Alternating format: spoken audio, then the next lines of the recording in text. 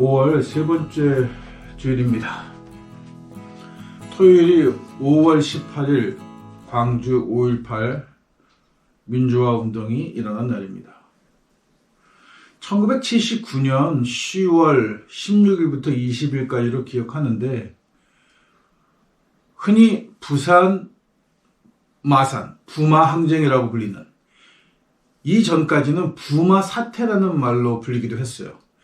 부마 항쟁이 일어납니다. 유신 헌법에 반대하고 독재 정권에 항거하는 운동이 부산과 마산 지역에서 먼저 일어나게 돼요. 이때 경호실장이었던 차지철이 우리도 한 200~300만 캄보디아처럼 그렇게 사람을 죽인다면 이런 소요 사태는 해결되지 않겠느냐는 말을 서슴없이 했어요. 그리고 계엄군이 들어갔고 예상했던 대로 굉장히 잔인하게 수습을 했던 거죠. 이 사건 부마 항쟁은 결국 김재규로 하여금 박정희가 없어야, 차지철이가 없어야, 우선적으로 차지철이가 없어야 이런 문제가 다시는 발생하지 않겠구나라는 생각을 하고 결국은 박정희를 죽이게 됩니다. 차지철이. 그러면서 10월달에 죽이게 되죠. 그러면서 이제 군사 독재 정권이 끝이 나고 새로운 민주화 시대가 열릴 것 같은 기대감에 부풀었어요. 국민들이 전부. 말은 안 하고 있었지만 박정희의 그 유신 정책 때문에, 유신 헌법이라를 만들어서 장기 독재를 하려고 했던 그 정치적인 성향 때문에 굉장히 어렵고 힘든 시기를 거쳐왔단 말이에요. 데모가 끊이지 않았고, 그리고 국가보안법을 만들어서 끊임없이 아이들이 잡혀가고 다치고 죽고 이런 일이 일상으로 반복되고, 말 한마디 잘못하면 쥐도새도 모르게 끌려간다라고 하는 굉장히 공포스러운 시대를 살았단 말이에요. 근데 그게 1979년 10월 달에 박정희가 죽으면서 좋은 세상이 올 것처럼 다들 믿던 때였죠. 근데 지나간 역사지만, 안타까운 역사지만, 그 당시에 전두환 패거리가 또다시 군사 반란을 일으키고 권력을 장악하게 됩니다. 그러면서 이런 불의한 정권에, 불의한 군사 쿠데타에 맞서서, 반란에 맞서서 국민 전체가, 시민 전체가 들고 일어났던 사건이 1980년 5월 달에 광주에서 일어나게 됩니다.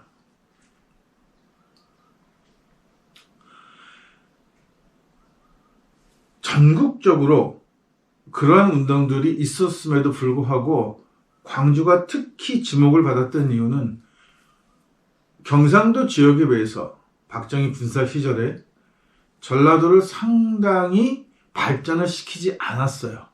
그래서 제가 대학 때 이렇게 전국 여행을 다니다가 보면 깜짝 놀라요. 경상도 지역의 읍면 소재지 정도의 규모와 시설들이 전라도 지역에 오면 이 시 단위가 그런 정도의 시설밖에 되어 있지 않는 거예요. 길도 좁고 포장도 제대로 안 되어 있고, 의도적으로 박정희는 호남 지역을 낙후시켜왔단 말이죠. 그게 호남 사람들에게는 군사 정권이 저지르는 만행으로 느껴졌던 건데, 또다시 박정희에 이어서 전두환이라고 하는 또 다른 군사 정권이 들어서게 되니까 호남 지역의 그 민심은 쉽지 않았던 거죠.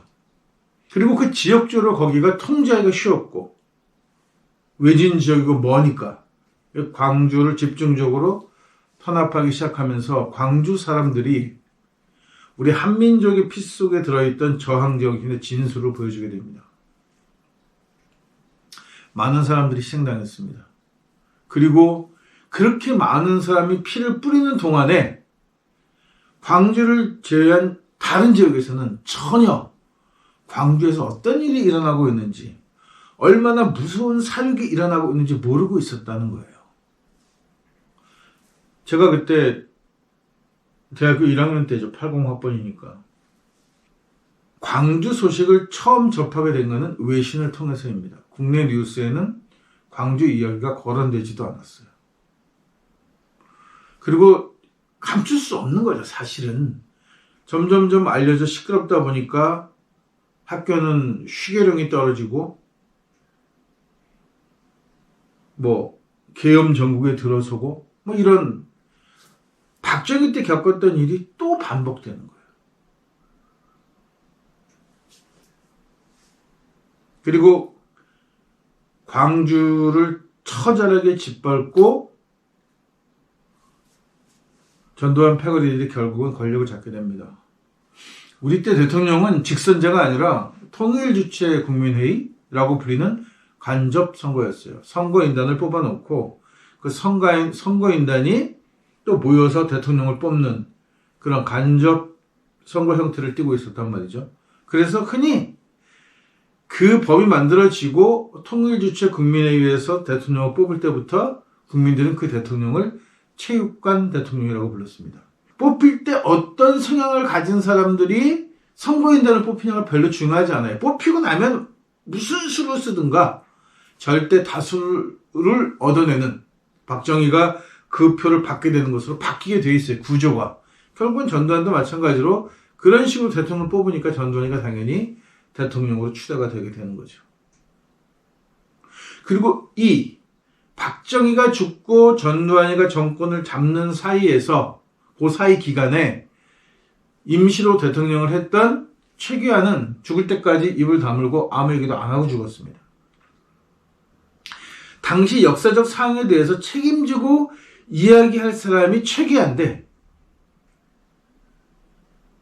이 최규하는 끝까지 정치적인 그 배경이나 암투나 이런 거에 대해서 전혀 이야기를 하지 않고 죽어버리는 바람에 결국은 이게 마치 뭐가 똑같냐 하면 이승만이가 대통령이 되고 친일 매국을 다 덮어주고 박정희가 대통령이 되고 나서 그 친일 세력 그대로 인수인계해가지고 신흥 재벌을 만들어내면서 또 그 모든 과거를 덮어주고 정리할 수 있는 시기에 정리해야 될 최기야도 또 신군부에 밀어서 모든 걸 덮어주고 물론 전두환 때 말할 것도 없고 이게 전두환으로 끝나지 않고 노태우까지 이어졌단 말이에요. 광주가 뼈아픈 이유가 많은 사람이 죽기도 했지만 이 광주 때까지만 해도 또 전두환 노태우의 의지는 군사 독재 시절까지만 해도 이승만 이후로 꾸준히 민주 세력이라는 것이 존재해 왔어요. 독재 정권에 저항하는 자유주의를 신봉하는 세력이 있었다는 거죠. 정치는 공식적으로 다 민주주의 정치를 했으니까 그렇게 구분하는 것은 의미가 없고 군사 독재 정권에 항거하는 어떤 자유주의 성향을 가진 정치 이념을 가진 정치인들이 있었다는 거예요. 이름을 여러 번 바꾸면서 지금 민주당까지 이어지는 그 계열의 계보를 가진 정치 세력이 있었단 말이죠. 그런데 5.18을 광주를 피로 물들이고 권력을 잡은 전두환이가 8년을 해먹고 노태우가 또 대통령이 되게 이때 김영삼, 김대중 두 사람이 민주 세력을 지탱하는 큰 두 축이었는데 이 두 사람이 결국 후보 단일화를 하지 못하게 되면서 어부지리로 노태우가 근소한 차이로 대통령이 되게 됩니다. 그리고 김영삼이 생각에 이대로 가면 다음번에는 김대중이 먼저 대통령을 하겠구나. 김대중이가 대통령이 되겠구나라는 생각을 했고 그러니까 김대중이가 당시 한나라당이라고 불렀죠. 하도 정당 이름을 자주 바꿔서 저도 가물가물한데 어쨌든 그 군사 독재 정권인 노태우와 손을 잡고 합당을 하게 됩니다. 여기서 한국 정치가 그야말로 개판이 되는 거예요. 말하기도 참 싫은데 그냥 난장판이 됩니다. 왜냐하면 그래도 그 전까지만 해도 물론 철새들이라고 부르는 정치인들이 있긴 했어요. 민주 세력과 군사 독재 정권을 왔다 갔다 하면서 공천 때문에 들락날락하더니 쓰레기 같은 애들이 좀 있었고, 그 다음에 이 또 김종필이라고 하는 또 희대의 쓰레기죠. 이 쓰레기를 중심으로 모였던 정치 세력이 간제비 역할을 하면서 간에 붙어도 쓸개 붙었다 하면서 삼김 정치 시대라고 부르는 그런 말도 안 되는 정치 시대를 하기도 했고, 그러면서 간잡이들이 없었던 건 아니에요. 간쓸개들이 간에 붙었다 쓸개 붙었다 박쥐 같은 것들에서 뭐 박쥐 정치인이니 뭐 철새 정치인 이렇게 부르는 그런 쓰레기들이 있긴 했지만, 그럼에도 불구하고 어떤 민주 세력이라는 자유정치를 추구하는, 자유주의를 추구하는 정치 세력은 있었단 말이죠. 근데 이게 김영삼이가 합당을 하면서 자기 패거리를 끌고 가요. 이게 동교동하고 상도동인가? 뭐 이렇게 두 개로 나뉘어서 두 개, 김대중 정치계보와 김영삼 정치계보를 잇는 그 두 무리가 서로 경쟁을 하다가 김영삼 패거리가 다 끌려가는데, 그 김영삼 패거리 안에 이전에 학생운동도 하고 민주화 투쟁됐던 사람들이 계보 정치의 끈을 따라 딸려가게 된다는 거예요. 이러면서 사실상 이제는 군사 독재 정권을 쭉 이어왔던 그 패거리들이나 남아있는 민주당이라고 불리는 이 정치 세력 간에 특색이 없어져 버렸다고 볼 수 있습니다. 정체성이 사라지게 되는 거예요. 민주정치라는 사람이 군사독재 정권 하는 정치세력과 손을 잡았다? 그러면서 김영삼이 그때 했던 유명한 말이 있죠. 나는 호랑이를 잡으러 호랑이 굴에 들어간다. 명백한 개소리입니다. 무슨 호랑이를 잡았어요? 우리가 그간에 벌어졌던 많은 정치적 사건들을 보게 되면 저쪽 당 군사 독재 정권을 쭉 이어왔던 이승만 이후에 그 패거리들이 했던 짓을 근저에 들어서는 김영삼 계열로 따라갔던 학생운동 출신이었고 민주화 운동을 했던 사람들이 더 악랄하고 잔인한 짓들을 많이 했어요. 더 변절자들이었고 더 추잡스러운 일을 했단 말이에요. 그러면서 또 대거 지식층이라고 불리든 뭐 소위 인기 작가도 있고 시인도 있고 한데 이런 것들까지 우르르르 변절하는 사태를 벌어지게 돼요. 이제는 뭐 어느 것이 옳고 그르다라고 얘기하기 되게 어려워져 버린 거죠. 그러면서 이제 민주당은 김대중을 중심으로 한 그 사람들이 남게 된 거죠. 그래서 다음번에는 김대중 대통령이 되고 그 다음에 노무현까지 이어지면서 뭔가 이제 한국에서도 독재를 종식하고 새로운 민주 세상이 열릴 것 같은 것처럼 보였던 것이 결국은 또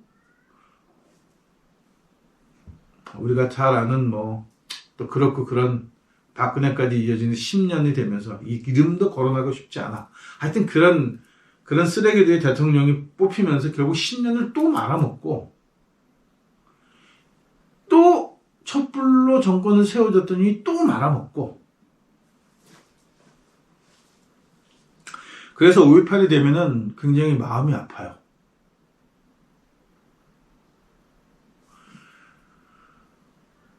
무엇을 위해 투쟁했는지가 분명한데, 무엇이 옳고 그른지 판단이 분명한데도 불구하고 오랜 동안 우리 이 매국 세력이 장악하고 있는 교육제도, 경제, 문화, 언론, 법조계 이 기득권들을 그들이 독점하면서 이제 서서히 국민들이 우매하게 변화되어 갑니다.